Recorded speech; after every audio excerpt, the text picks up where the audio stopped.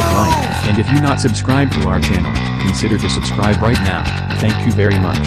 I will see you in the next video. Later.